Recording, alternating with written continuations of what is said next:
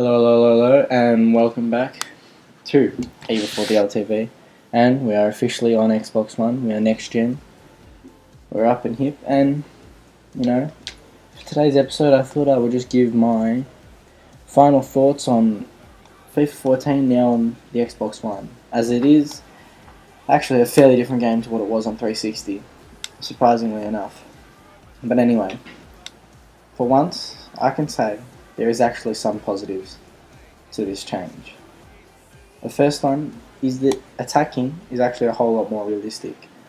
There's more swerving with the shooting and stuff, more actual realistic off-balance swerve when you shoot, and although it can be annoying and it can be helpful at times, it is far more realistic than just every shot being drilled exactly straight.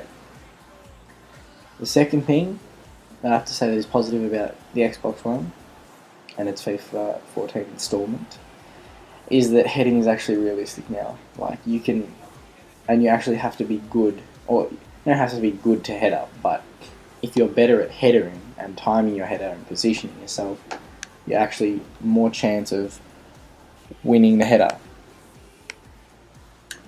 Second, and oh yeah, that's it. That's all the positives that have come from this new FIFA. So then my general issues with FIFA is, well, firstly, the defending AI is still absolutely retarded. Like, if there's a man breaking and the centre back can't catch him, but the right back could probably come in on an angle, he doesn't choose to. He chooses to stay wide in right back position when there's absolutely no one there worth marking or anything. There's no danger if he moves from there. So instead, he just watches the breaking forward come through and score instead of coming across. It's basic stuff. It is basic defend the goal is your one duty, but instead they just sit wide and do nothing. On top of that, there is still a lot of standing still. There's a lack of urgency in the defenders that just doesn't exist. Because, I mean, you'll see defenders just flying for stupid tackles just in an attempt to stop a goal. And this, they just sort of stand, watch, let them dribble around the box. And it's very, very annoying. Secondly, they took out tournament mode. Don't know why. Presumably they're going to release a World Cup game with tournaments. I don't know. Maybe. But it's just ridiculous. I mean, it was already in the game. It costs you nothing to keep it there. It was as refined as it needs to be. There was no issues with it, really. And they took it out. Just can't deal, really. Anyway. Another thing. In arena mode now, after you score, there's no instant replay. What money are you saving there? You took out the instant replay feature in arena mode. Like, it's just so minor. Yet they took it out. And I mean, what's the point of scoring a nice goal in arena mode if you can't show other people? Once again, just retarded. The other thing is that this, I don't know if this definitely happened in 14 on 360 as well, but I never mentioned it, is the fact that if you want to choose a player for arena, you can only choose out of the starting 11.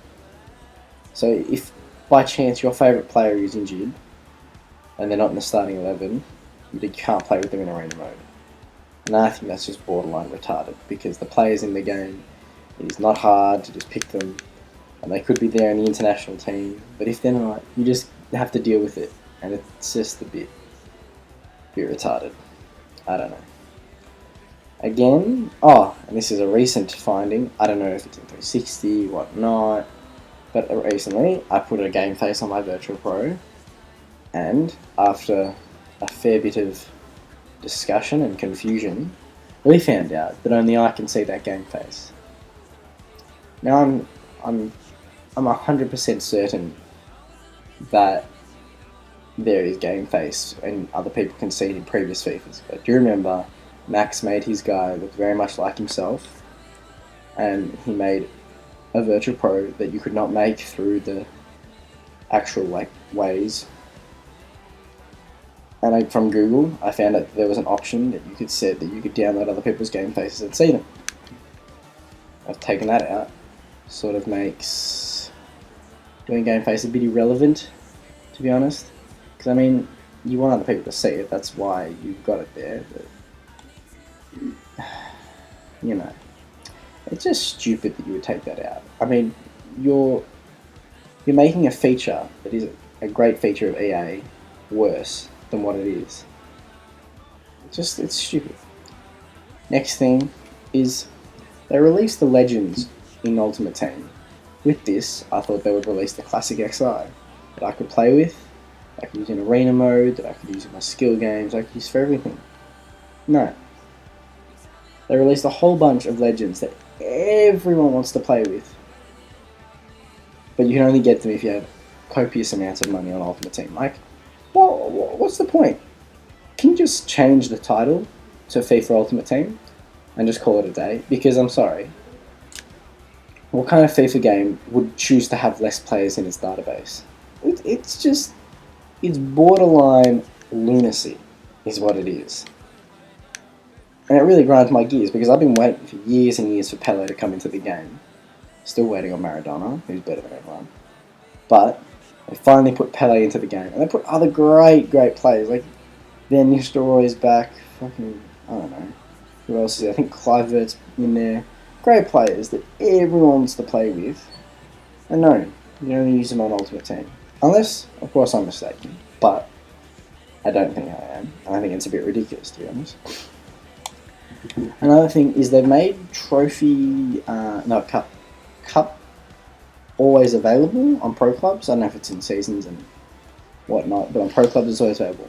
So this means that, because in FIFA 13 you'd have to wait, and you'd have to wait every fortnight, and now it's just open 24/7. So this means that not everyone's waiting for cup match; they just do it whenever. So this means that, I mean, it was already hard enough to find a game in the semi-final, final sort of region for cups, but now it's getting borderline impossible to even find a quarterfinals match, and it's just stupid why they would do that. Like, I mean, to be honest, they could have increased the cup window itself a bit instead of 2 days to 3 days, so you have more people getting to the final, more time for people playing the finals. I don't reckon having it open 24/7 was the smartest idea. Anyway, on my final note, it frustrates me because, if you may have noticed, there's no team names popping up at the bottom of the screen.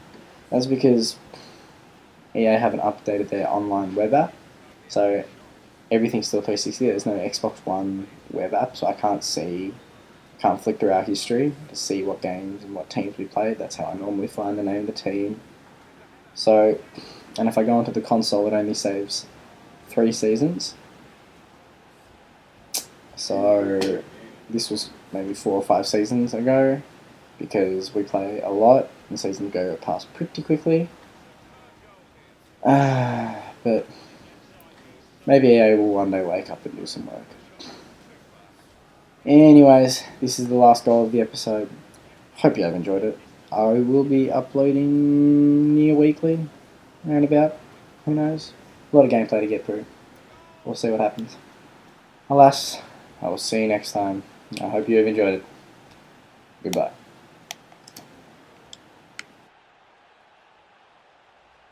Feature of the game today, Alan, isn't it? No one sort of rests on their laurels even when a game is won. We know the crowd want to be entertained, and it's another entertaining